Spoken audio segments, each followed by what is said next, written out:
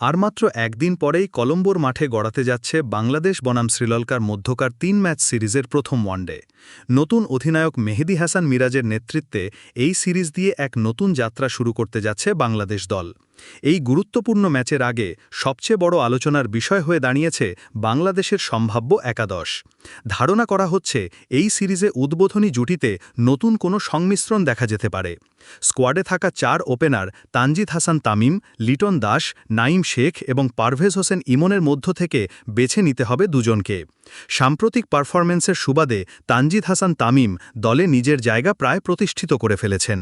অন্যদিকে ফর্মে না থাকলেও অভিজ্ঞতার কারণে লিটন দাসের ওপরই টিম ম্যানেজমেন্ট আস্থা রাখতে পারে। সেক্ষেত্রে উইকেটকিপারের বাড়তি দায়িত্ব তার কাঁধে থাকতে পারে।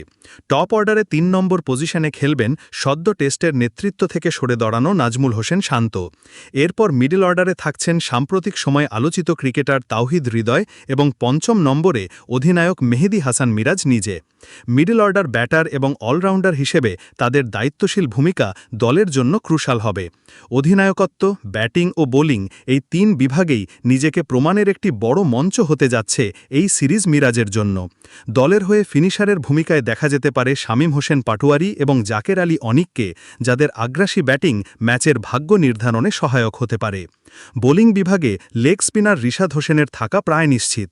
তার কার্যকর লেগ স্পিনের সাথে ব্যাটিংয়ের দক্ষতা দলকে বাড়তি সুবিধা দেবে। তবে পেস বোলিং আক্রমণ নিয়েই ম্যানেজমেন্টকে সবচেয়ে বেশি ভাবতে হচ্ছে।